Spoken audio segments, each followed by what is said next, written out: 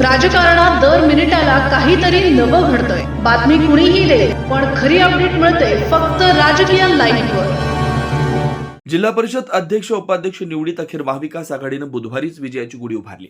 अध्यक्षपदी शरदचंद्र पवार राष्ट्रवादी काँग्रेसच्या संगीता संभाजीराव पाटील तर उपाध्यक्षपदी काँग्रेसचे ऋषिकेश महेंद्र लाड हे विजयी झाले.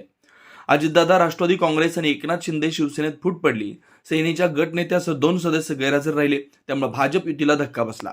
दरम्यान माजी खासदार संजय काका पाटील यांनी त्यांच्या पक्षाच्या सदस्यांवर इस्लामपुरात पोलिसांचा दबाव टाकत अपहरण केल्याचा बनाव केला.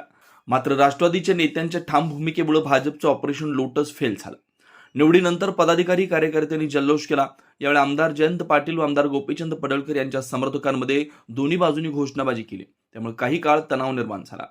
जिल्हा परिषदेच्या वसंतदादा पाटील सभागृहात बुधवारी सकाळी 11 वाजता अध्यक्ष उपाध्यक्ष निवड प्रक्रिया पीठासन अधिकारी मिरज उपविभागीय अधिकारी उत्तम दिघे यांनी पार पाडले. यावेळी पीठासन अधिकारी उपविभागीय अधिकारी उत्तम दिघे, मुख्य कार्यकारी अधिकारी विशाल नरवाडे, प्रकल्प संचालक नंदिनी घाणेकर, उपमुख्य कार्यकारी अधिकारी प्रमोद काळे, शशिकांत शिंदे आदी उपस्थित होते. प्रारंभी भाजपकडून अध्यक्षपदासाठी स्वप्नाली मासाळ तर शिवसेना एकनाथ शिंदे गटाच्या शीतल बाबर यांनी अर्ज दाखल केले, तर उपाध्यक्षपदासाठी जयराज पाटील आणि शिवसेनेचे हिम्मत जाधव यांनी अर्ज दाखल केले. महाविकास आघाडीकडून अध्यक्षपदासाठी राष्ट्रवादी काँग्रेस शरद पवार गटाच्या संगीता पाटील, प्रतिमा मोरे यांनी अर्ज दाखल केले, तर उपाध्यक्षपदासाठी काँग्रेसचे ऋषिकेश लाड आणि विद्या कुंभार यांचे अर्ज दाखल करण्यात आले. छाननीत सर्व अर्ज वैध ठरवण्यात आले. अध्यक्षपदासाठी शिवसेना एकनाथ शिंदे गटाच्या डॉक्टर शीतल बाबर आणि शरद पवार राष्ट्रवादीच्या प्रतिमा मोरे, तर उपाध्यक्षपदासाठी अर्ज भरलेल्या काँग्रेसच्या विद्या कुंभार, भाजपचे जयराज पाटील यांनी माघार घेतली. त्यामुळे अध्यक्षपदासाठी शरद पवार राष्ट्रवादीच्या संगीता पाटील विरुद्ध भाजपकडून स्वप्नाली मासाळ, तर उपाध्यक्षपदासाठी काँग्रेसचे ऋषिकेश लाड व सेनेचे हिम्मत जाधव यांच्यात लढत निश्चित झाली. दुपारी 2 वाजता सभागृहात प्रत्यक्ष निवड प्रक्रिया सुरू झाली. हात उंचावून मतदान घेण्यात आलं. यामध्ये राष्ट्रवादी शरदचंद्र पवार पक्षाच्या संगीता पाटील यांना 34 तर भाजपच्या स्वप्नाली मासाळ यांना 25 इतकी मतं पडली. संगीता पाटील यांना 9 मतांनी विजय घोषित करण्यात आलं. उपाध्यक्षपदासाठी काँग्रेसचे लाड यांना 34 तर सेनेच्या जाधव यांना 25 मतं मिळाली. त्यामध्ये काँग्रेसचे लाड 9 मतांनी विजयी झाले. सेनेचे 2 सदस्य गैरहजर.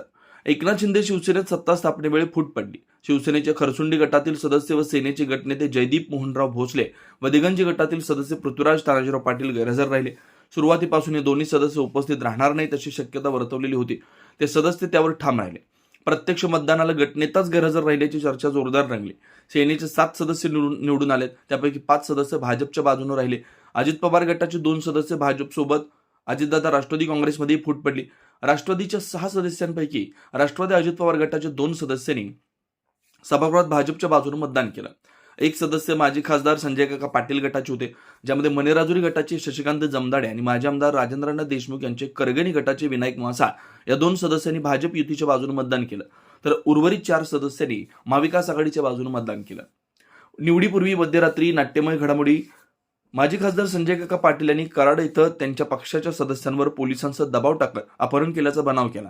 राष्ट्रवादीचे 6 सदस्य आहेत, त्यापैकी 4 सदस्यांनी आमचं अपहरण झालं नसून आम्ही पक्षाच्या आदेशानुसार आल्याचं सांगितलं. मात्र सदस्य शशिकांत जमदाडे आणि विनायक मासाळ हे माजी खासदार पाटील यांच्या सोबत आले. खासदार पाटील यांना 6 सदस्य सोबत येतील अशी अपेक्षा होती, परंतु राष्ट्रवादीच्या नेत्यांनी महाविकास आघाडीसोबत राहण्याची ठाम भूमिका घेतली. त्यामुळे भाजपचं ऑपरेशन लोटस फेल झालं.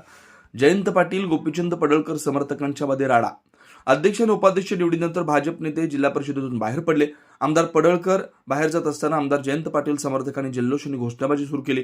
त्यानंतर पडळकर समर्थकही आक्रमक झाले. आमदार पाटील व आमदार पडळकर यांच्या समर्थकांमध्ये दोन्ही बाजूनी घोषणाबाजी झाली. काही कार्यकर्ते एकमेकांच्या अंगावर धावून गेले, त्यामुळे राडा झाला.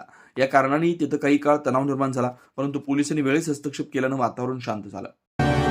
राजकीय घडामोडींचा सर्वात वेगवान अपडेट फक्त इथेच राजकीय लाईव्हवर. आमच्या YouTube चॅनलला लाईक, शेअर, सबस्क्राईब करा आणि रहा राजकारणाच्या रणभूमीवरील थेट नजरेत.